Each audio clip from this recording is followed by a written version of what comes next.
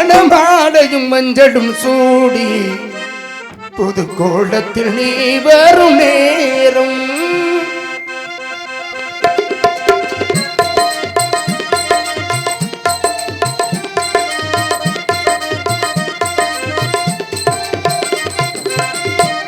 மணமாடையும் மஞ்சளும் சூடி புது கோலத்தில் நீ வரும் நேரம் அண்ணல் விழிகள் கண்ணீர் மலைகள் நனைந்தே நான் வாழ்த்தினே மணமாலையும் மஞ்சளும் சூடி புது கோலத்தில் நீ வரும் நேரம்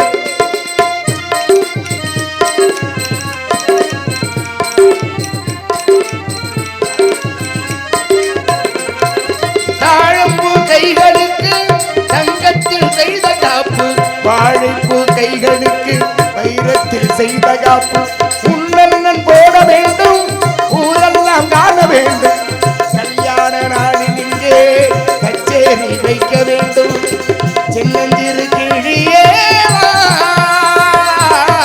செம்பவள கொடியே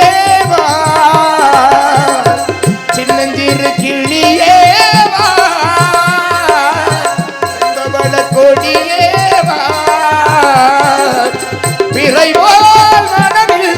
அணியும் திலகும் நிலையாய் வாழட்டுமே மணவாளையும் சூடி புது கூடத்தில் நீ வரும் நேரம்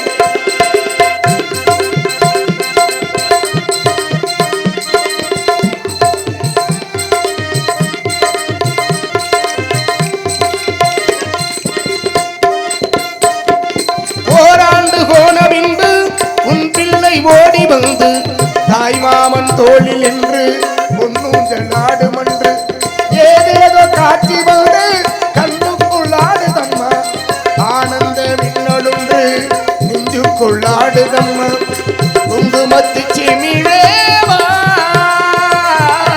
தங்கம் தந்த தமிழேவா குங்குமத்து சிமிழேவா தங்கம் தந்த தமிழேவா கொடியில் அரும்பி மடியில் தவழ்ந்த மகளே வாழ்கவே பெண்கள் உணவங்களாகி அச்சம் மடம் நானும் உயிர் பண்ற திருமணங்கள் முருகம் ஐயப்பட்டு நான் வந்தவுடன் அன்பு பக்தி பாசமுக உபசரித்த உன்னை வாழ்க பல்லாண்டு என வாழ்த்தத்தோடு மட்டுமல்லாமல் உன்னை பற்றி விவரங்களை தெரிந்திருந்தாலும் கூட உங்களுடைய நாவல் இருந்து ஒரு சில விவரங்களை கேட்கலாம் நினைக்கிறேன் கேட்டால் தகுந்த விவரம் கேட்க வேண்டியதை கேளுங்கள் சுவாமி. எதை என் சிற்றறிவுக்கு எட்டி வர பதில் தர காத்துக்கிறீங்க கேளுங்க. மொழி மாதே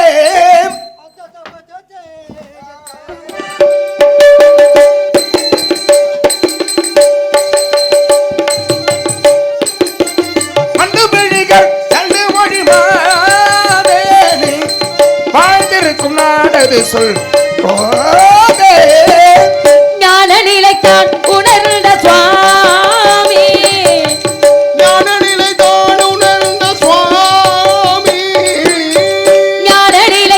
உணர்ந்த சுவாமி எங்கள் நாடுமலை நாடு என்பார் சுவாமி கண்டமுழறியுது முகவாதேவும் தந்தை தாய் பெயர் சொல்லும் தந்தை பெயர் நம்பி என்பார் சுவாமி எந்தன் தாய் நங்கை மோகினி என்பார் சுவாமி தந்தை சொல் மிக்க மந்திரமில்லை தொண்டை நாடு மேற்பாடி சிற்றூர் நம்பி நங்கை மோகினி வள்ளி கவன் தமிழ் குகன் பறவை திணையை கொய்யாமல் இருப்பதற்காக கருந்தினை செந்தினை கருந்தினை எங்களுக்கு செந்தினை முருகனுக்கு ஏன் செந்தினை முருகனுக்கு கொடுக்குறீங்க?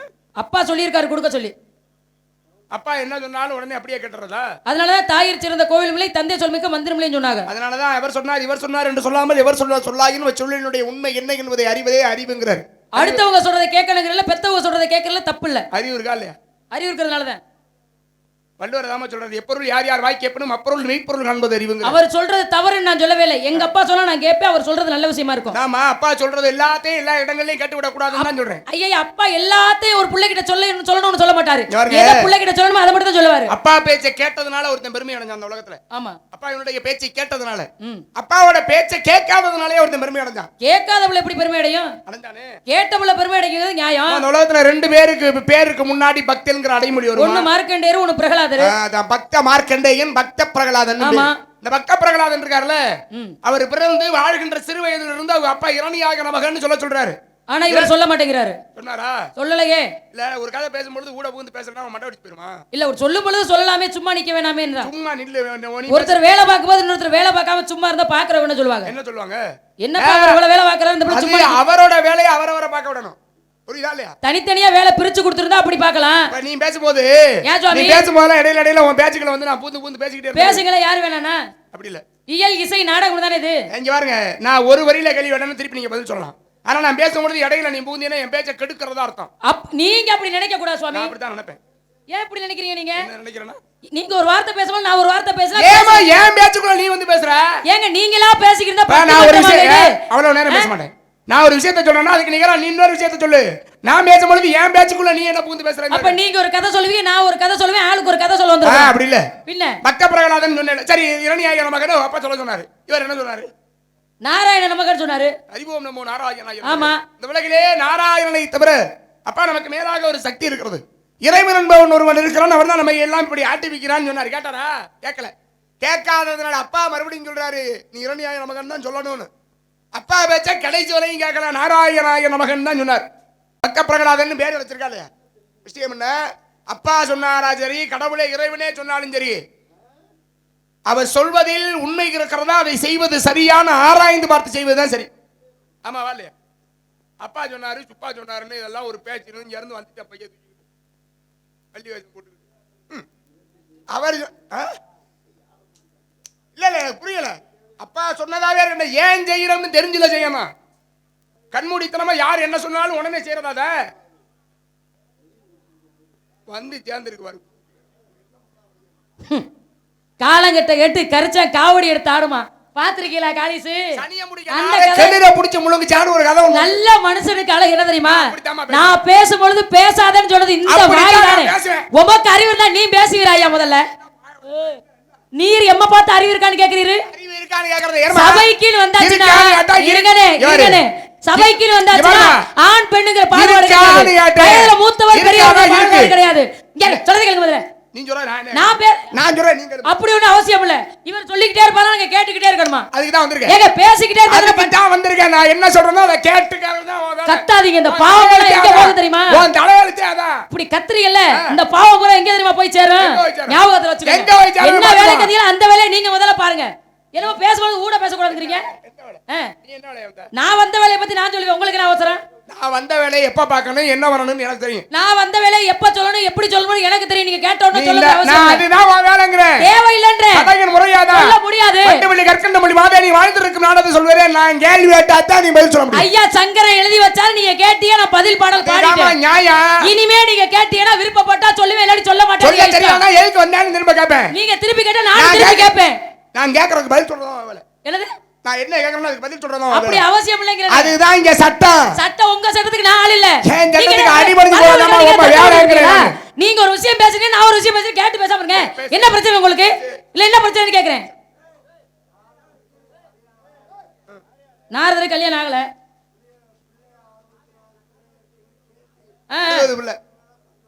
ஓ நாரதர் கல்யாணம் ஆகல.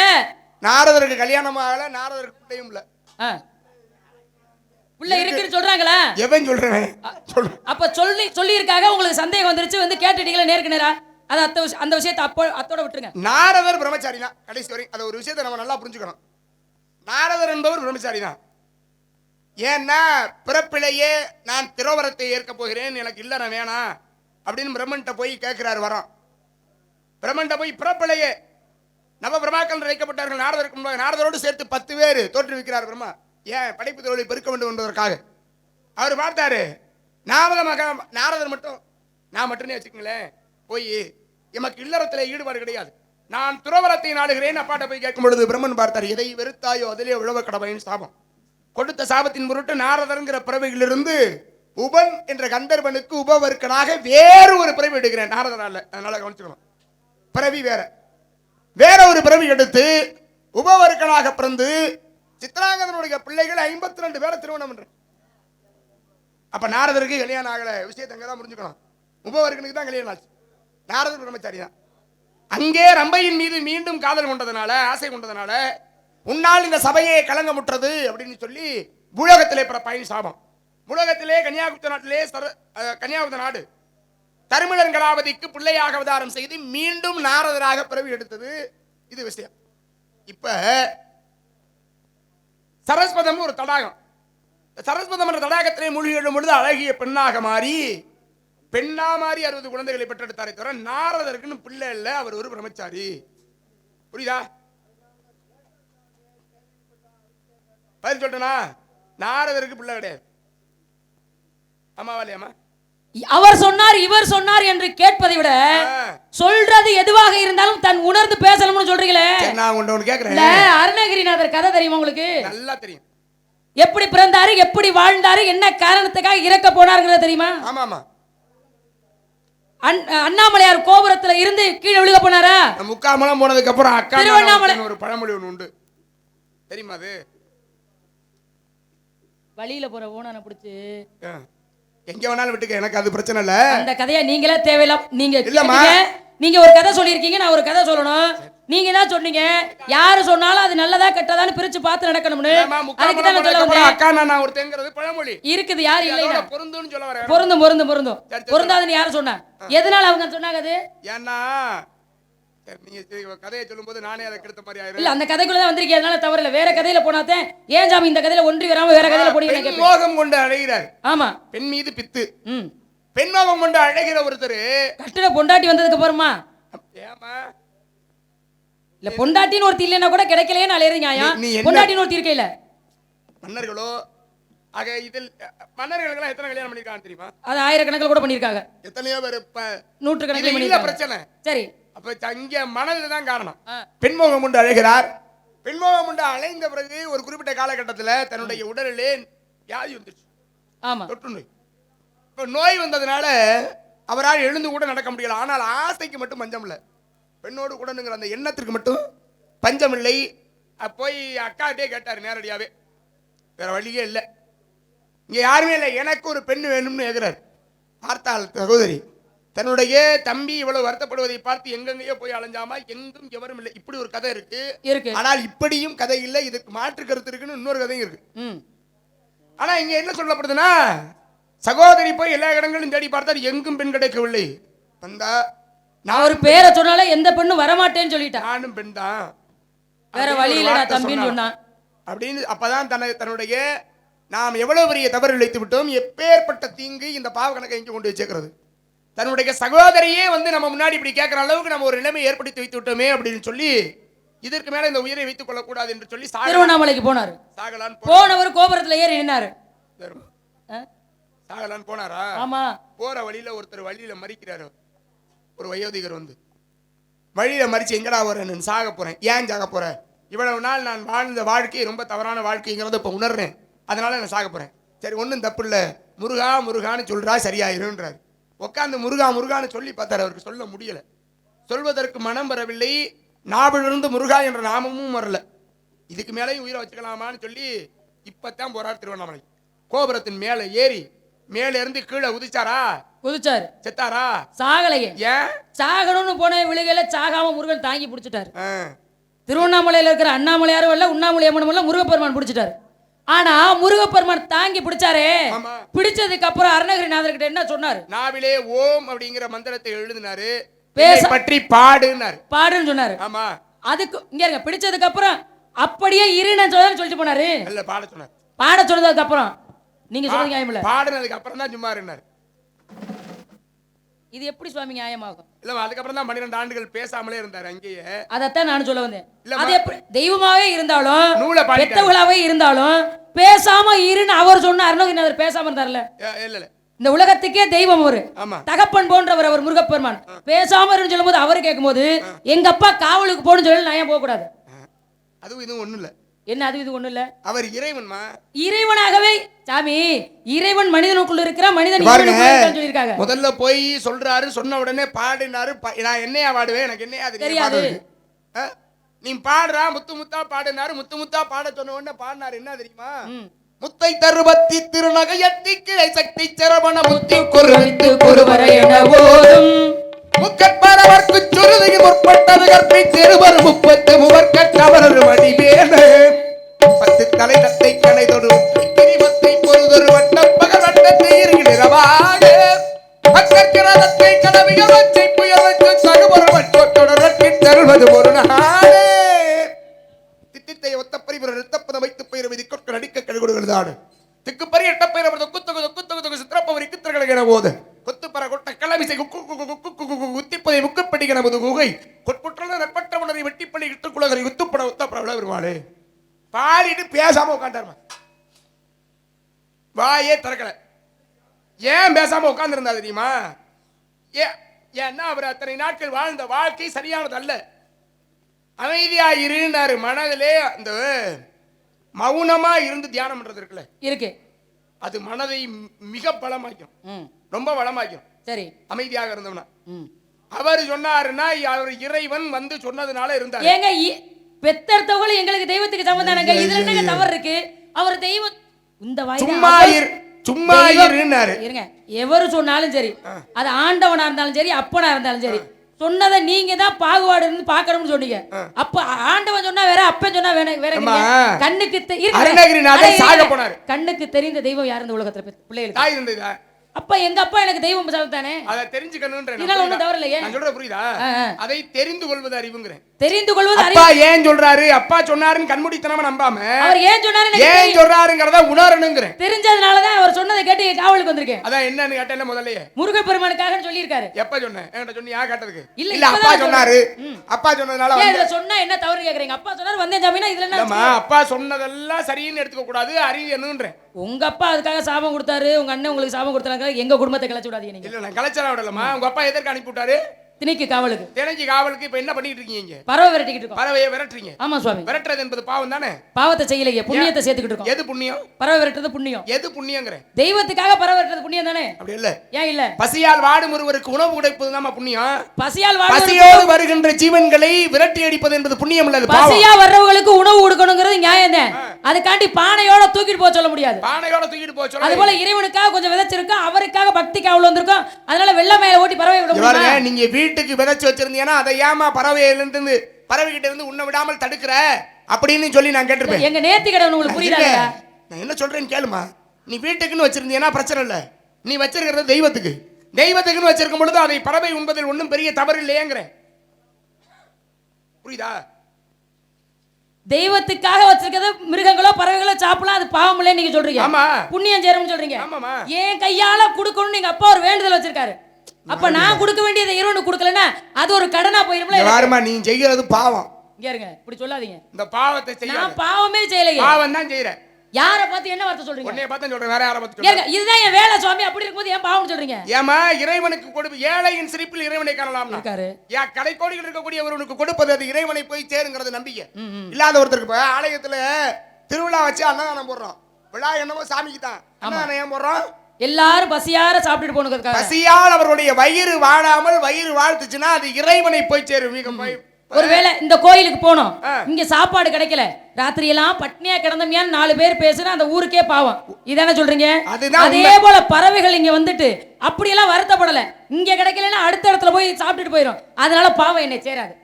கொடுக்கறது பாவம், அதை சமாளிக்கிறது. சரி இருமா, யாரை கும்பிடுற? முருகனை. முருகனை தானே கும்பிடுற.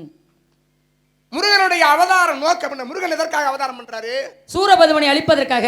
ஏன்னா சிவன் அழிக்க முடியாது, நின்னையே நின்பால் நிகர்க என்று தேவாதி தேவர்கள் போய் கேட்டுக்கொண்டதன் பொருட்டு முருகப்பெருமானை தானே சிவனே முருகன், முருகனே சிவன். நின்னையே நின்பால் தானே ஒரு குழந்தையை அவதாரம் பண்றாரு, அவர்தான் முருகன். ஆமா. பிறந்து வளர்ந்தாரே. சூரபதுமனை வதம் செய்யணும். ஆமா. சூரபதுமனை வதம் செய்வதற்காக தாயிடத்துல என்ன வாங்குறாரு? வேல் வாங்குறாரு. எந்த ஊர்ல வாங்குறாரு? சிக்கல்ல வேல் வாங்கி எங்கே சம்காரம் செய்தார்? செந்தூரிலே. சிக்கலிலே வேல் வாங்கி செந்தூரிலே சம்காரம் செய்தார். ஆமா. சிக்கல்ல வேல் வாங்கினவன் சிங்கார வேலை. வேல் கொடுத்தவள் வேல் நெட்டும் கண்ணியம்மைன்னு அம்பாளுக்கு பேர். சரி. கொடுத்தாளா? அம்மா கொடுத்த வேல் சக்தி வேல். சரி. அந்த சக்தி வேலை வச்சு சூரபதுமனை அடிக்கிறார். மாமரமா இருந்தவரை ரெண்டா பிளந்து அவர் மாமரமாக இருந்து ஒன்று சேவற்குடியாக மற்றொன்று மயிலாக மாத்தி தன்னகத்துல வச்சுக்கிட்டார். அவருடைய ஆணவத்தை அழித்து. உண்மைதானே? உண்மைதான். அம்மா கொடுத்த வேல்ல சூரபதுமனை வதம் செய்தார், சம்காரம் செய்தார். அப்பா ஒரு இடத்துல வேல் கொடுத்தாரு. அந்த வேலை வச்சு என்ன பண்ணாரு? எப்ப அப்பா வேல் கொடுத்தாரு? முருகனுக்கு அப்பா வேல் கொடுக்கவே இல்லையே. வேலை அவங்க அப்பா முருகனுக்கு கொடுக்கவே இல்லை, அம்மா தான் கொடுத்தா. போயிட்டு கொண்டு வந்து இல்ல பெட்டி. ஆமா. அந்த பொட்டியை தூக்கி தலைக்கு வச்சுக்கிட்டு இங்க கொட்டாம்பட்டியில இருந்து உன்னை வண்டியில வேற கூட்டிட்டு வந்தாங்க. இங்க இருந்து நடந்தே போய் பேருந்து வரும் ஏறி வீட்டுக்கு போய் நல்ல கூட சோறு தின்னு விட்டு படுத்து தூங்கு. முருகனுக்கு வேலு கொடுக்கல.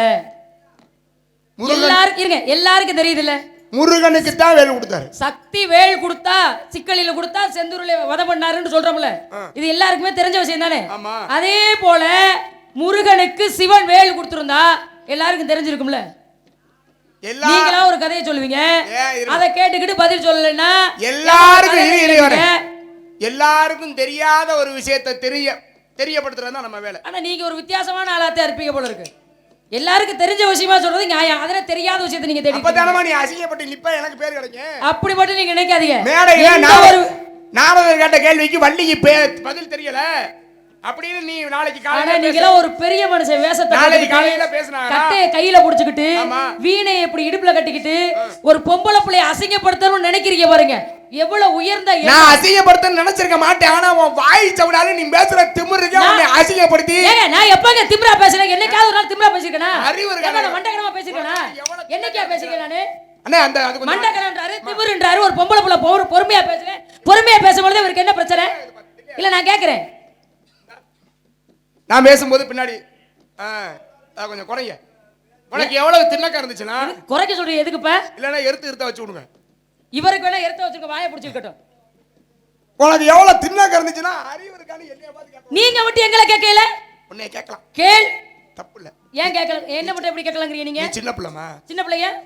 அறிவு இருக்கான்னு சின்ன குழந்தை அறிவு இருக்கான்னு கேட்டா இங்க பாருமா, அறிவு இருக்கான்னு கேட்டா இருக்கு சாமின்னு சொல்லணும். அடேங்கப்பா, இவங்க அறிவு இருந்தா இப்படி பேசுவேலான்னு கேட்டா அப்ப எனக்கு இல்லங்கறத நீ நிரூபணமாக்குற. நான் கேக்குறேன், அது தப்பு இல்ல. அது சின்ன பிள்ளை இருக்குல, பதில் சொல்ல வாய் மட்டும் நீங்க மட்டும் வாய் இப்படி கிளிய பேசுங்க. சின்ன பிள்ளை இருக்குல, கேட்டகரிக்கு பதில் சொல்ல சின்ன பிள்ளைய உலகலாம் கொஞ்சம் மாத்தி ஒரு மாதிரி உங்களுக்கு எல்லாம் ஏதாவது இருக்கா? இருங்க, ஏதாவது இருக்கா? நீங்க கேள்வி கேட்டிருக்கீங்கல்ல, கேட்டகரிக்கு பதில் சொல்லணும்ல, அத விட்டு வளவளன்னு வாய்க்கு வந்தாலாம் பேசிக்கிட்டு இருக்கியே, எதுக்கு தான் வர நீங்க? சிவன் முருகனுக்கு கொடுக்கல நான் நிரூபிச்சிட்டா? சிவன் தான் முருகனுக்கு கொடுத்தாருன்னு நான் நிரூபிச்சிட்டா? சிவன் முருகனுக்கு கொடுக்கல நான் நிரூபிச்சிட்டா? நான் சொல்றேன், நீ கேட்டா என்னது? நான் சொல்றேன், நீ கேட்றியா? சொல்லுங்க. முருகன் தான் யாரு? இங்க நீதிபதி சிவன் தான் முருகனுக்கு வேல் கொடுத்தாருன்னு நான் நிரூபிக்கிறேன். சிவன் முருகனுக்கு வேல் கொடுக்கவே இல்லைன்னு நான் நிரூபிக்கிறேன். சரி, எங்க நீ சரியான பிள்ளையார் தான் என்ன சொல்றீங்க? சரியான எவ்வளவு மண்டக்குருவம் பத்தியலா? இப்ப ஒரு சின்ன பிள்ளை இருக்குன்னா, தம்பி இங்க வாங்கப்பான்னு கூப்பிட்டா என்னங்க அக்கான்னு கேட்கும். டேய் இங்க வாடான்னா என்ன சொல்லும்? வர முடியாது போடணுமா? அப்ப சின்ன பிள்ளைகிட்ட பெரிய மனுஷன் எப்படி பேசணுமோ அது மாதிரி முதல்ல நீங்க பேசி பழகுங்க. இப்ப நான் உன்னை வாடி ஓடி வாடி போடி ஒரு வார்த்தை இருமா நீங்க தான் கேட்டீங்கல, நான் பதில் சொல்றேன். போங்க. அப்படி பேசல, போங்கன்ட்டே. என்னோட பேச்சுல உன்னை எவ்வளவு ஏளனமாவோ இளக்காரமாவோ அப்படி என்னோட பேச்சு இல்ல. நீ திமிரா பேசினா நான் அதை விட பயங்கர திமிரா பேசுவேன். நான் திமிராவே பேசலங்க, பேச்சு மட்டும் தான். அப்படி எப்ப திமிரா பேசினாங்க? போங்க, நான் பேசுறேன். போங்க அங்கிட்டு போங்க. முகத்துல முழிக்கவே அப்படி இருக்கு எனக்கு. கடவுளே. பாண்டிய நாட்டில் ஒரு மன்னர் இருந்தார். அந்த மன்னன் உக்கிரபாண்டியன்னு பேரு. அவர் அந்த நாட்டை ஆளும் பொழுது செல்வ செழிப்பா மக்கள் எல்லாம் ஒவ்வொரு நாளும் சந்தோஷமா இருக்காங்க.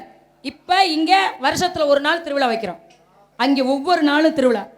ஆறு ஓடுறதும் மரங்கள் மலர்கள் விவசாயம்னு அனைத்தும் செல்வ செழிப்பா இருக்கு. ஆனா அவர் என்ன செய்யறாரு? 99 யாக பண்ணி முடிச்சுட்டார். 99 யாக பண்ணி முடிச்சுட்டா 100வது யாகமும் நிறைவேறி விட்டது என்றால் இந்திர பதவி 100 யாகம் பண்ணி முடிச்சவங்களுக்கு போயிடும். அப்படி இந்திர பதவி போக போகுதுங்கிற பட்சம் வந்துருச்சுன்னா இந்திரன் பார்ப்பார், ஆகா இந்திர பதவிக்கே நமக்கே பறிவு போயிரு போல இருக்கே, அப்ப அந்த யாகத்தை கெடுக்கணும் அப்படின்னு இந்திரன் நினைக்கிறான். இந்திரன் நினைச்சதுனால வர்ண பகவானை கூப்பிடுறான். வர்ண பகவானை கூப்பிட்டு சொல்றாரு, ஐயா இப்படி 99 யாகம் பண்ணி முடிச்சுட்டேன், இன்னும் ஒரு யாகம் தான் இருக்கு, நீ என்ன செய்யற, அவன் யாகம் நடக்காம இருக்கணும், அதுக்காக ஆற்றுல வெள்ளப்பெருக்கு எடுத்து ஓடுற மாதிரி புயலும் மழையா அடிச்சு ஆற்றுல வெள்ளம் ஓடுறதை விட கடல் பொங்கி வந்தா எப்படி இருக்குமோ அவ்வளவு வேகத்துல நீ போகணும்னு வர்ணனுக்கிட்ட சொல்ல. சும்மா சொன்னாலே வர்ணனுக்கு பத்தாதா, யாகத்தை கெடுக்கணும்னா அவர் ரொம்ப வேகமா வருவார். அப்ப இந்திரன் அவர்கிட்ட விஷயத்தை சொல்லிட்டார், உத்தரவு கொடுத்தாச்சு வர்ணனுக்கு. இதுக்குள்ள சிவபெருமான் பார்க்கிறாரு, ஆகா 99 யாகம் பண்ணி முடிச்சுட்டான், இன்னும் ஒரு யாகம் தான் இருக்கு, அதுக்குள்ள யாகத்தை கெடுக்கணும்னு இந்திரன் முடிவு பண்ணிட்டான். மன்னனுடைய கனவுல போறாரு சிவபெருமான். என்னப்பா நீ இப்படி எனக்கு என்னன்னு தூக்கிக்கிட்டு இருக்க, மக்கள் எல்லாம் சந்தோஷமா இருக்கும் பொழுது மன்னனுக்கு என்ன குறைவு, அதனால அவர் நிம்மதியா தூங்குறாரு. அவர் கனவுல போய் ஊருக்குள்ள வெள்ளம் வரப்போகுது, அதனால இந்த வெள்ளத்தை நீதான் தடுக்கணும்னு உக்கிரபாண்டியன்கிட்ட சொல்றாரு. சொன்ன உடனே சிவபெருமான் உக்கிரபாண்டியன்கிட்ட தான் வேலை கொடுக்கிறார். ஐயா கவனிக்கிறீங்களா, உக்கிரபாண்டிய மன்னன் அந்த பாண்டிய நாட்டை ஆளும் பொழுது சிவபெருமான் அவர் கையில வேலை கொடுக்கிறார். இந்த வேலை கொடுத்து தண்ணி வரும் பொழுது உன்னால் எவ்வளவு வேகத்தில் வீச முடியுமோ அவ்வளவு வேகத்தில் வீசு, அந்த நீர் அப்படியே நிற்கும்னார். அப்ப சிவபெருமான் கொடுத்த வேலு உக்கிரபாண்டியன்கிட்ட தான் கொடுத்தாரு, முருகனுக்கிட்ட கொடுக்கல. அப்புறம் எப்படி முருகனுக்கிட்ட சிவபெருமான் கொடுத்தாரு நீங்க சொல்றீங்க? இது திருவிளையாடல் புராணம். ஆமா, பரஞ்சோதி முனிவரால் இயற்றப்பட்ட திருவிளையாடல் புராணம். மதுரை எம்பதியிலே சிவபெருமான் வந்து நடத்திய 64 திருவிளையாடல்களை வைத்து உருவாக்கப்பட்டது. இது இவ்வளவு நேரம் அந்த அம்மா சொல்லிச்சுல உக்கிரவாண்டியன் ஒரு மன்னர் இருந்தாரு, உக்கிரவாண்டியன் ஒரு மன்னர் இருந்தாருன்னு. இந்த உக்கிரவாண்டியன் மன்னர் யாரு தெரியுமா? ஐயா சவுந்தரபாண்டியனாக அவதாரம் செய்து மதுரை எம்பதியிலே ஆட்சி செய்கிறார். சிவனுக்கு பேரு. ஏன்னா மீனாட்சியை திருமணம் பண்றாரு, வந்து திருக்கல்யாணம் நடக்குது. மீனாட்சி அம்மனை திருமணம் பண்ணதுனால அந்த நாட்டினுடைய மன்னன் ஆகிறார் இறைவன் சிவபெருமான். சவுந்தரபாண்டியன் ஐயாவுக்கு பேர். அவரே போய் வணங்கி தன்னை என்ன பண்ணணும்னா ஒரு மன்னராக முடிசூட்டிக் கொள்பவர் தன்னை ஒரு மன்னராக முடிசூட்டிக்கிறார்னா அவர் சிவ பூஜை பண்ணணும். பாண்டிய நாட்டில் மன்னர்களாக முடிசூட்டிக் கொள்ளக்கூடியவர். அப்படியாக அவரே சென்று வணங்கிய தலம் தான் இம்மையிலும் நன்மை தருவார் ஆலயம் மதுரையில் இன்றைக்கு இருக்கு. மதுரையினுடைய மத்தியில் இருக்கிற ஆலயம் இம்மையிலும் நன்மை தருவார் ஆலயம். சிவனே சிவனை வணங்கிய இடம் அது. இப்ப அவர் சவுந்தரபாண்டியன் ஐயாவுக்கு பேரு. மீனாட்சியை திருமணம் பண்ணாரா? அந்த சவுந்தரபாண்டியனுக்கும் மீனாட்சி அம்மனுக்கும் பிறந்த பிள்ளை தான் உக்கிரபாண்டியன். அவர் முருகனோட அவதாரம். உக்கிரபாண்டிய யாரு? முருகப்பெருமானின் திரு அவதாரம். அவரு இல்லன்னு பார்த்து பேசிட முடியுமா? அத பார்வதி தேவியினுடைய அம்சம் தானே மீனாட்சி. சிவன் தானே இங்க சவுந்தரபாண்டியனா இருக்கிறாரு. இன்றைக்கும் மதுரை எமதியிலே மீனாட்சிக்கு வளைகாப்பு திருவிழா நடக்கும். அம்மா கருவுற்று இருந்தாலுங்கிறதுனால காந்திமதி அம்மையாருக்கு நடக்கும் திருநெல்வேலியில. அதுபோல இங்கே மீனாட்சிக்கு நடக்கும். மகாவிஷ்ணு இருக்காரு. பேசிக்கிட்டு இருக்காருங்க. நீ சொன்னதுக்கு இல்லன்னு சொன்னீங்கன்னா உனக்கெல்லாம் எவ்வளவு திண்ணக்க இருக்கும். ஒரு விஷயத்த இதுதான் உண்மைன்னு இருக்கிற ஒரு விஷயத்த இல்லைன்னு எப்படி சொல்லுவேன்? ஏன் இப்ப உங்களுக்கு இன்னொரு சான்று சொல்றேன். முருகன் ராஜ அலங்காரத்தில் இருப்பார்ல, ஆண்டியா இருப்பாரு, தெய்வமாக இருக்கிறவரை ராஜ அலங்காரமாக முருகப்பெருமானுக்கு ராஜ அலங்காரம் சூட்டுவாங்க. இந்த ராஜ அலங்காரமாக சூட்டும் போது கையிலே செங்கோல் வச்சிருப்பாரு முருகன். எந்த நாட்டை ஆட்சி செஞ்சாரு முருகன்? கையில செங்கோல். முருகன் நாட்டை ஆட்சி செஞ்சாரு செங்கோல் வச்சுக்கிட்டு செய்தார். அத பாண்டிய நாட்டில் உக்கிரபாண்டியனாக திருவதாரம் நிகழ்த்தி கையிலே செங்கோல் வைத்து அரசனாக மன்னனாக முடிசூட்டி ஆட்சி செய்தார் முருகப்பெருமான். உக்கிரபாண்டியன் முருகன் இல்லன்னு நீ சொல்லுவா? நான் கேக்குறேன். நீ கேட்கலாம். உங்க பாட்டு மகாவிஷ்ணு இருக்காருல்ல, அவர் எத்தனை அவதாரம் எடுத்திருக்கிறாரு? 10 அவதாரம் எடுத்திருக்கிறாரு. என்னென்ன அவதாரம்? பச்சம் குருமம் ராகம் பல அவதாரம் எடுத்திருக்கிறாரு. தனித்தனியா ஒரு இடத்துல தன்வந்திரியாக அவதாரம் இருந்தாரு. தன்வந்திரியா எடுத்திருக்கிறாரு. நீங்க சொல்ற மாதிரி ராமன் அவதாரம் எடுத்திருக்காரு. ஆனால் பெருமையாக வெளியிலே சொல்லப்படுகிறது வச்சம் குருமம் ராகம் பாவனம் நரசிம்மம் பரசுராமா ராமா, கண்ணா, கல்கிங்கிற சரி 9 அவதாரம் இதுவரைக்கும் எடுத்தாரு. இந்த 9 அவதாரத்தை எடுத்தவர் மகாவிஷ்ணு தானே? ஆமா. ஆனா அப்ப ராமனா வரும்போது மகாவிஷ்ணு தானே சொல்லணும். ஆனா மகாவிஷ்ணுவா இருந்தவர் ராமன் அவதாரம்னா அது வேற. புத்திசாலித்தனமா பேசுறோம்னு பைத்தியக்காரத்தனமா பேச பைத்தியக்காரத்தனமா பேசல. நீங்க இருங்க வரேன். நீ சொல்றது எனக்கு புரியுதுமா? என்ன சொல்ல வரேங்கறத முத கேளு. ராமனா வந்தாரு, லட்சுமணனா வந்தாரு, ராமனா வந்தாரு, கிருஷ்ணனா வந்தாரு, மச்சம், கூர்மம், வராகம், வாமனம், இப்படி பல அவதாரங்கள் எடுத்ததெல்லாம் யாரு? யாருமா? மகாவிஷ்ணு தானே. முடிவுல கொண்டு வந்து மகாவிஷ்ணுவை தானே வைக்கிறோம். அவதார மகிமை முடிந்த பிறகு மறுபடியும் மகாவிஷ்ணுவாக வைகுந்தத்துக்கு தானே போறாரு. இவர் மகாவிஷ்ணு இல்லைன்னு சொல்ல முடியுமா? ராமராக அவதாரம் செய்தது யாரு? மகாவிஷ்ணு தான் எடுத்தார் சுவாமி. ஆனா அவர் மகாவிஷ்ணு இல்லைன்னு சொல்ல முடியாது. மகாவிஷ்ணு தான் எடுத்தாரு. ஆனா அவர் ராமரா தானே இருந்தாரு. ராமருங்கிறது அவதாரமா? அப்ப நீங்க மட்டும் எப்படி பிள்ளைங்க எல்லாம் பெத்துக்கிட்டு அது வேற அவதாரம் நீங்க சொன்னீங்க? அது புரியல. நாரதருக்கு பிள்ளை இருக்குன்னு சொன்னோன்னே அது வேற அவதாரம். அந்த அவதாரம் எடுத்தனால அது நாரதர் நீங்க தானே எடுத்தீங்க. சரி, நான் இன்னொரு விஷயம் கேட்கிறேன். மகாவிஷ்ணுடைய பொண்டாட்டி யாரு? மகாலட்சுமி. ஸ்ரீதேவி இருக்காது. மகாவிஷ்ணுடைய மனைவி. கிருஷ்ண பரமாத்மாவிற்கு கோபியர்கள் கொஞ்சம் ரமணாக இருந்தார். 16 பொண்டாட்டி. ஆனாலும் பிரம்மச்சாரி அவர். ராமனாக அவதாரம் செய்திருக்கும் பொழுது சீதா பிராட்டி. சீதை யாருடைய அவதாரம்? மகாலட்சுமியோட அவதாரம். மாறி இருவரும் இங்கே வந்தார்கள். நவகுஷ என்ற குழந்தை இருந்துச்சு. இப்ப நீ என்ன சொல்ல வரேன்னா, நான் என்னுடைய பிறப்பு என்பது வேறு, அவர் தெய்வம், நான் யாரு? நீங்களும் தெய்வத்துக்கு சமமானவர் தான். அதுக்கு தான் அவ்வளவு மரியாதை கொடுத்தா அப்படியே.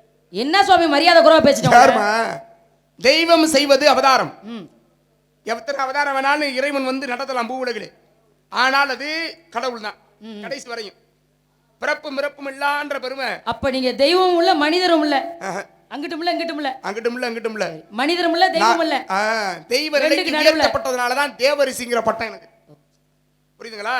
தெய்வ நிலைக்கு உயர்த்தப்பட்டவன் என்பதனால் தேவரிசி என்ற பட்டம் நாரத மகரிஷிக்கு. சரி, அதுதான் பத்திரமா இருக்கு. முருகன் தான். சரி, சொல்லுங்க. அந்த முருகன் இருக்காருல்ல, முருகன் இருக்காரு. இல்லன்னு ஒருபோதும் மறக்கவே முடியாது. சரி, இப்ப முருகன் என்ன பண்றாரு? முருகனை கல்யாணம் பண்ணணும்.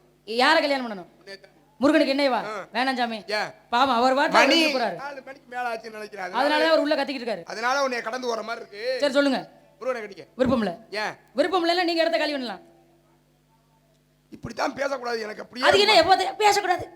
ஏன் பேசக்கூடாது? என்ன எப்போ சொல்ற அளவுக்கு நீ இன்னும் பெரிய ஆள் ஆகலாமா? ஒரு விஷயம் தெரிஞ்சுக்க சுவாமி, இடத்த காலி பண்ணலாம், நீ இந்த இடத்த விட்டு போங்க அப்படின்னு என்ன சொல்ற அளவுக்கு நீ பெரிய மம்மா கொடுக்கலாம் கிடையாது. நீங்க பெரிய மம்மா கொடுக்க நினைச்சிட்டு தெரியாது. இது நாங்க காவல் பாக்குற இடம். நீங்க வந்திருக்கீங்க, அந்த ஊருக்கு மரியாதை கொடுத்து பேசுறது. மரியாதை கொடுத்தா இடத்த விட்டு போங்கன்றத திமிரு மண்டல பேச்சு. அவர் தெய்வம் தான், நான் இல்லைங்கல. எப்ப அடுத்த புருஷனை கல்யாணம் பண்ணிக்கன்னு ஒரு முனிவர், ஒரு தேவரசி, ஒரு மேலோகவாசி உங்களை தெய்வத்துக்கு சமமா நான் நினைச்சேன். அடுத்த புருஷனை கல்யாணம் பண்ண சொல்றேன், நீங்க எல்லாம் இங்க நிக்கணும். சரி, அடுத்த புருஷனை கல்யாணம் பண்ணிக்கிற சொல்றேன், நான் இங்க நிக்க கூடாது. அடுத்த புருஷனை விரும்புறவங்க இங்க நிக்கலாமா? எவ விரும்புறவன்னு சொல்லுங்க பாப்பா. எவ விரும்புறா? அடுத்த புருஷனை யார் விரும்புறா? நடிக்கிற தேவையில்லை. உள்ளொன்று வைத்து புறமொன்று. அப்படி பேசுறதுக்கு அவசியம் எனக்கு கிடையாது. முருகனை கட்டிக்கிறியா? ஒருத்தர் பேசும்போது முகத்தை பார்க்கல தெரியும். விருப்பம் இல்லைன்னு முருகனை கட்டி வேண்டாம்னு கட்டித்தான் ஆகணுங்கிற. வேணாம்னு சொல்லிட்டு போங்க. என்னால நடத்தி காட்ட முடியுங்க. கட்டிக்க முடியாது. அல்லும்ப கடமந்த அவஸ்தைகளை விடுத்து, அல்லும்ப கடமந்த அவஸ்தைகளை விடுத்து அவன் நீயோ தொலை இருப்பாய் செவி மடுத்து சொல்லும் என் மாற்ற கடமை. பொய்யான தவவேட புனைந்து வந்தவரே, பொய்யான தவவேட புனைந்து வந்தவரே, பூமியில் கோல் சொல்லும் புகழும் நாரதரை கைவரி செய்தலாது போ. அறிவில்லா மடச்சிரு திருட்டு நாரத முடியே என்று சூரிய அஸ்தமனம் ஆவதற்கு உனக்கும் அந்த கண்டபடி மேலனுக்கும் திருமணம் செய்து என் கண்ணால் கண்டு மகிழ்வேன். இது சத்தியம். போங்க. ஒரு நாளைக்கு இப்படி நீட்டேல விரல் துண்டா போய் விழுவ போகுது. முருகா ஞான வண்டிதா, சீக்கிரம் வாருங்கள் முருகா.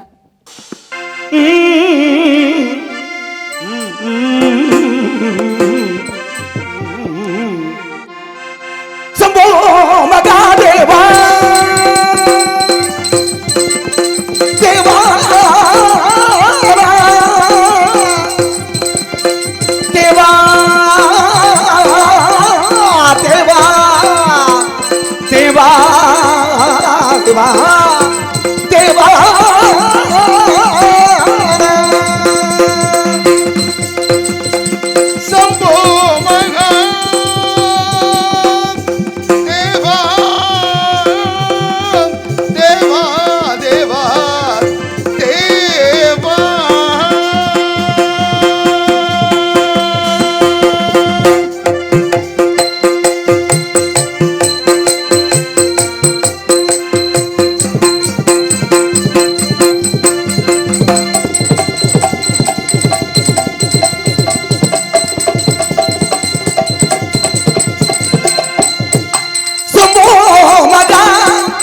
தேவா சாம்பா சதா தேவா தேவா தேவா சம்போ மகாதேவா சாம்ப சதா சிவ சிவ சிவ சம்போ மகாதேவா சாம்பா சதா சிவ சங்ககாலாதர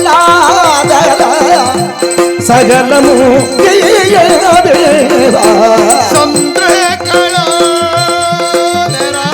சகலமும் நீயே தேவா சங்ககாலாதர சங்ககாலாதர சகலமும் ஜெய தேவா அன்பாகவே எங்களுக்கு நல்வரமருள்வாய் தேவா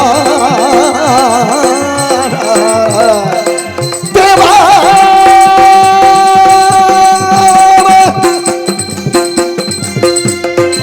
தேவா தேவா தேவா தேவா விவா விவா தேவா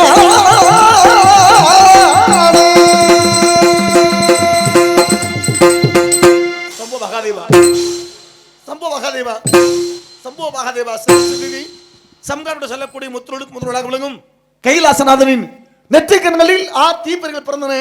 இந்த தீப்பர்வ சிரமண பிளவிலே இங்க அபரகந்தி மகந்தி உத்திரகந்தி அம்பா துலா நிதாதனி என்கின்ற 6 கார்த்திகை பெண்களும் என்னை பாலூட்டி வளர்க்கப்பட்டார்கள். கார்த்திகை பெண்களா பாலூட்டி வளர்த்த காரணத்திற்காக கார்த்திகையின் நாமத்தை சுட்டி இந்த உலகத்தில் எங்க பார்த்தாலும் தர்மம் அழிந்து விட்டது, அதர்மமோ தலத்துக்கு ஆடிக்கொண்டிருக்கிறது. தர்மத்தை காப்பாற்றப்பட வேண்டும், அதர்மத்தை அழிப்பதற்காக சூரபதமனோ என் நந்தை சிவனை நோக்கி கடந்து வருகின்றான். மகனே தபத்துக்கு வச்சினே வேண்டிய வரங்கள் யாது கேட்கும் போது இந்த உலகத்தில் எம்மை யாரும் அழித்து விடக் கூடாது என்பதை கேட்டான். அப்போது யாம் தோன்றி சூரியனமின்றி தேவனங்கிற மண்ணை மனம் செய்து விடுத்துவிட்டு வள்ளிங்கிற பொம்பளை பிள்ளையை திருமணம் முடிப்பதற்கு வந்து கொண்டிருக்கிறோம். ஆகையினாலேயே என் வருகின்றார் கானப்பிரியர் வரவை எதிர்நோக்கி காத்திருந்த பிறகு ஆகுபடிய காரியங்களை கவனித்து பார்க்கலாமே.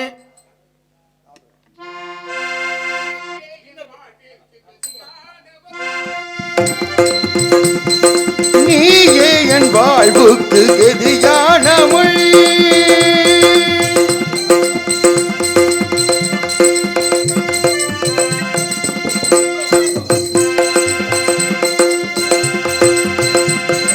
நீயே என் வாழ்விற்கு கதியானவள், நிலையாக என்னை காக்கும் துணையானவள், என்னை காக்கும் துணையானவள், நிலையாக என்னை காக்கும் துணையானவள், நீயே என் வாழ்விற்கு கதியானவள்.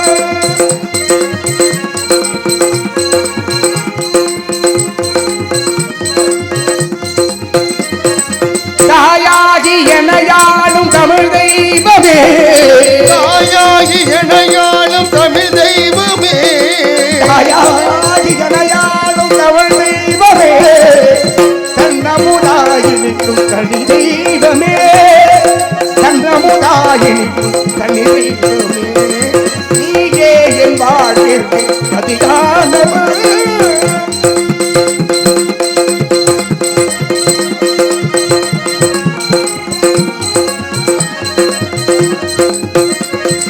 தாயான உள்ளங்களை கனியாக்குவாய், கண்டா என்றால் போதும் பிணி போக்குவாய், கண்டா என்றால் போதும் பிணி போக்குவாய், நவார முனை பாட வளம் கூட்டுவாய்,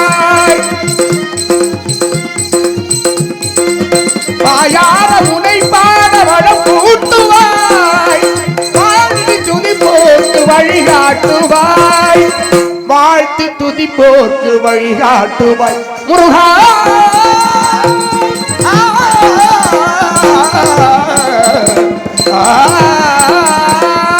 நீயே என் வாழ்விற்கு கதியான மூன்றலகம் வணங்கும் முருக கடவுளே, முத்தமிழ் தெய்வமே, பொருளே, எட்டு திக்கும் மற்றும் எட்டுக்குடி வேளவா நாரதனின் வாருங்கள் கணப்பறையில் வந்தாரை வரவேற்பது தமிழர் மரபு. வரும்போது அவ்வளவு கூட்டம் இருந்தது. ஆக கந்தனை காணுவதற்கு கடல் போல் கூட்டத்தை பார்த்திருக்கிறோம். அந்த அடிப்படையோடு வந்தார்கள் சிறப்பான முறையோடு. இந்த பெண்கள் எல்லாம் உண்மையாவே நல்ல ரசிகர்கள் தாய்மார்கள் அப்படியே உட்கார்ந்துருங்க. இந்த நேரம் ஒரு சில ஊரெல்லாம் பெண்கள் எல்லாம் நேரம் இருக்க மாட்டாங்க.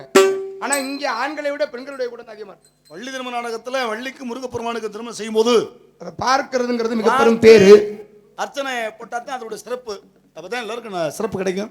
ஆகவே நான் தங்களை எப்படி பெருமைக்க தெரியுமா? இரிதான சுரஞான இசைமேதையே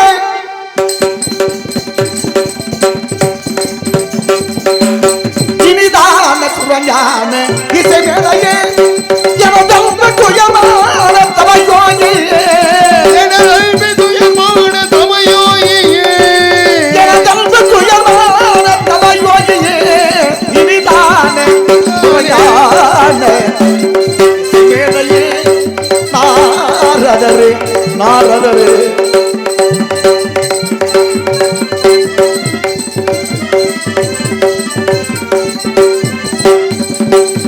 மனிதாபிமானத்தை கனிவான போகத்தை மனிதாபிமானத்தை கனிவான போகத்தை மனிதாபிமானத்தை கனிவான போகத்தை கனிவான போகத்தை மனிதாபிமானத்தை கனிவான போகத்தை மதி போன வரவேற்கும் தமையோயே மதி போன வர வேண்டும் தமையோயே மதி போன வரவேற்கும் தமையோயே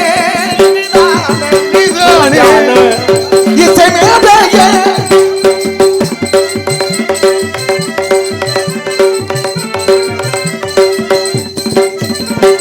அரண்மாலையர் துறல் மானிடர் அனைவரும் நல்லவரே அறம் பாருங்கள் குணம் கொள்கையை கழித்த வல்லவரே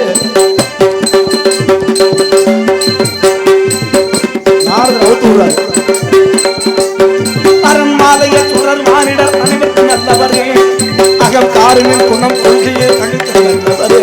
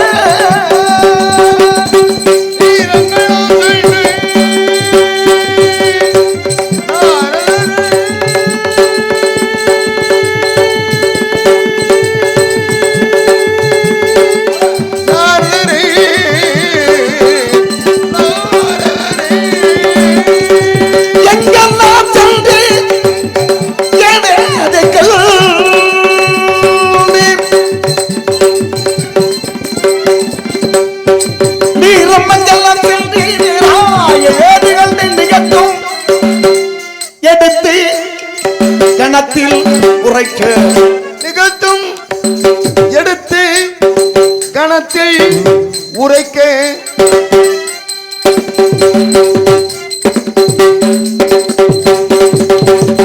நிகழ்த்தும் எடுத்து கணத்தில் உரைப்பு எடுத்து கணத்தில் உரைக்க நிகழ்த்தும் எடுத்து கணத்தில் உரைப்பு நிகழ்த்தும் எடுத்து கணத்தில் உரைப்பீர்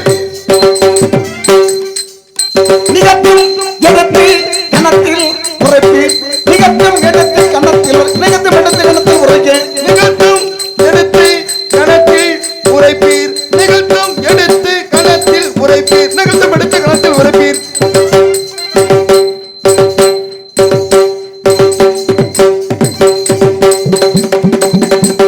நிகழ்த்தும் எடுத்து கணத்தில் உரைக்க இனிதான இனிதான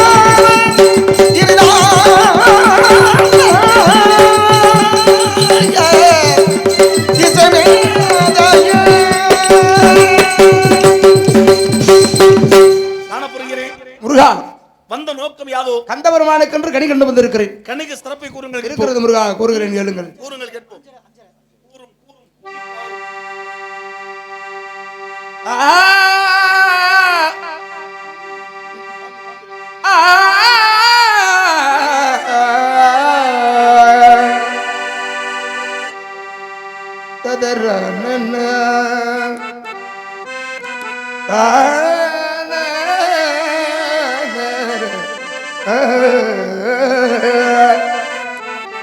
வாங்க நீக்கும் தேங்கதலி முருகா முருகா முருகா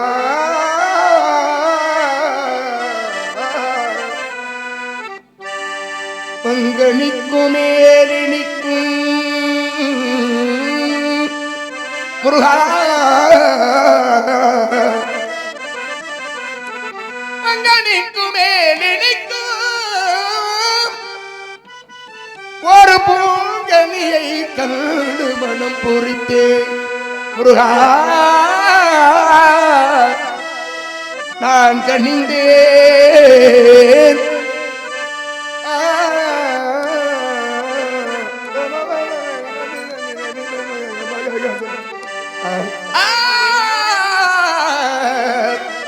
நான் கண்டேன் அக்கனியை கனவே கொய்யாமல்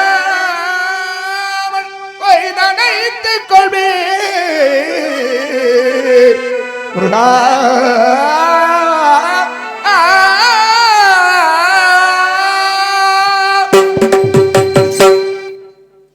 அற்புதமான ஒரு சிறப்பு.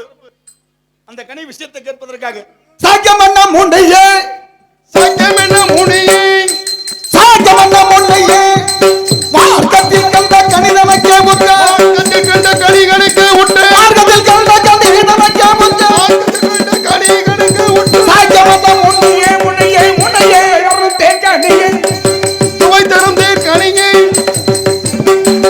நோக்கும் பொழுது கை மூலம் கட்டில் செல்லம் சுவை தரும் தேர் கனியே ஒரு கனியை பார்த்து நோக்கும்போது 5 சுவைன்னு சொன்னா இது கனி போல் தெரியவில்லையே கனி போல் கன்னி முருகன் ஆதியில் கொடுத்த ஒரே மாதிரி ஆதியில் கொடுத்த வாக்கு இது புதுவிதமா ஆதியில் கொடுத்த வாக்கு பாதியில் இருக்கிறது வண்டியை பார்த்து முருகா கேக்குறமா வேடுவராக சென்று உண்மைதான் எதிர்பார்ப்பு இருந்துச்சுன்னா நம்ம வாட்டி கொடுத்துக்கிட்டீங்களா ஆமா நீங்க போயிட்டு வந்து நிறைய பாட்டு பாடுங்க ஆமா அதுக்கு இந்த இடத்துல கோட்டையிலே வந்தாங்களே கோட்டையிலே ஒரு ஆலமரம் அந்த பாட்டு பாடுங்க யாரு கேக்குறா நான் கேக்குறேன் நீங்க போய் வண்டியில போய் படுத்துங்க வெள்ளிய மரம் முடிக்கணும் உண்மையாவே நீங்க அந்த பாட்டு பாடுங்க இவ்வளவுதானே இவ்வளவுதானே வேடுவராக சென்று வேடுவராக சென்று ஆவிட்டே தெரிந்ததாக வழக்குரைகள் அண்ணனுக்கு தங்களிலே பாமாலை பாடி கையில் 2 பூமாலையோடு வந்து சேர்க்கிறேன் வரக்கூடிய உங்களுக்கு எங்கு புறப்பட்டாலும் புகழ் மலை காத்திருக்கிறது நம்முடைய பாக்கியம் வருகிறேன் போயிட்டு வாங்க அதுமா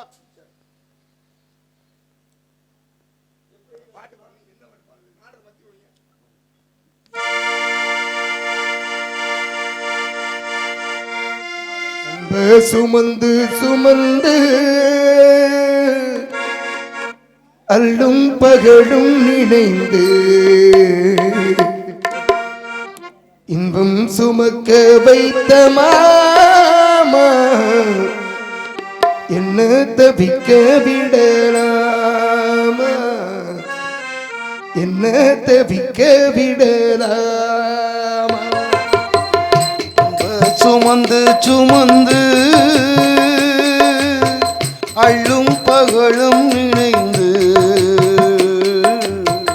இன்பம் சுமக்க வைத்த மாமா என்ன தவிக்க விடலாமா என்ன தவிக்க விடலாமா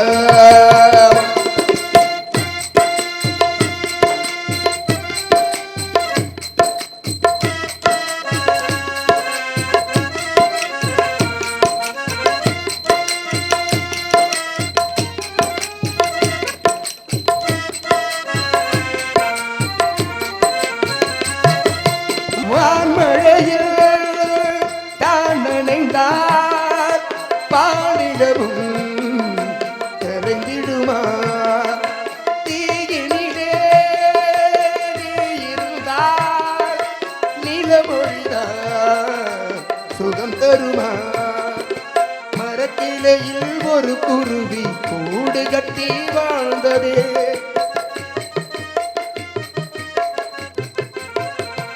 அந்தரத்தில் ஆடவிட்டு ஆலமரம் சாய்ந்ததே இன்பம் சுமக்க வைத்த மாமா என்ன தவிக்க விடலாமா என்ன தவிக்க விடலாமா அன்ப சுமந்து சுமந்து அள்ளும் பகலும் நினைந்து இன்பம் சுமக்க வைத்த மாமா என்ன தவிக்க விடலாம்.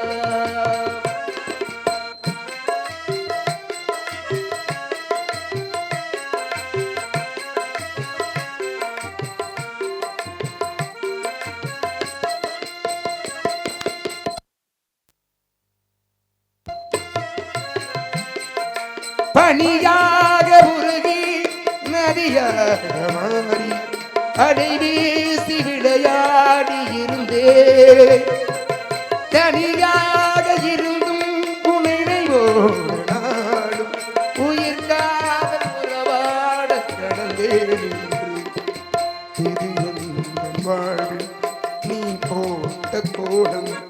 இது என் வாழ்வில் நீ போட்ட கோலம். கோலம் கலைந்ததே புது சோகம் பிறந்ததே நீ இல்லாத வாழ்வு எனக்கு கலந்தார். இதயமே இதயமே உணவின் கொள்ளுதே.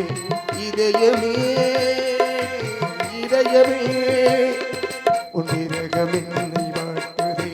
நிலவில்லாத நீலவானம் போலவே உயிரில்லாமல் எனது பாடலானதே. இதயமே இதயமே உன்னோடமென்று கொள்ளுதே. இதயமே இதயமே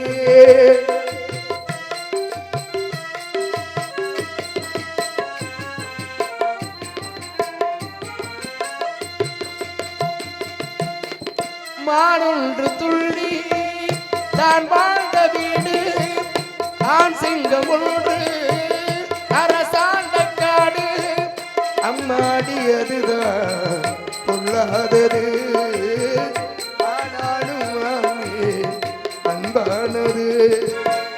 கல்யாண மாலைதான் மான் போல சந்தோஷ ஊஞ்சலில் தாய்தானே பாயும் சிங்கம் கூட பழைய வாழ்க்கை மாற.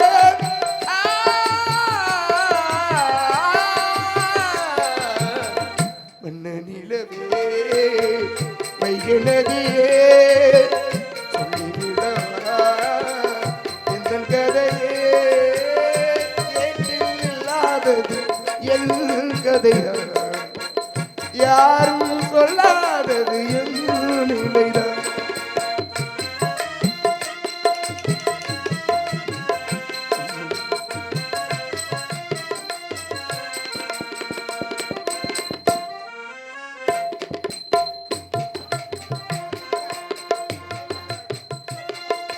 நீ அரைச்ச சந்தனமே வாசனதான் மாறலையே. நேசமெனும் கோட்டையிலே காவலினும் ஈரலையே. பேசாமல் போனதென்ன பாசப்புறாவினிலே வீசாமல் வீசிருங்கே நேச புயல் மண்ணிலே. இன்பம் சுமக்க வைத்த மாமா என்ன தவிக்க விடலாமா என்ன தவிக்க விடலாம். அன்பு சுமந்து சுமந்து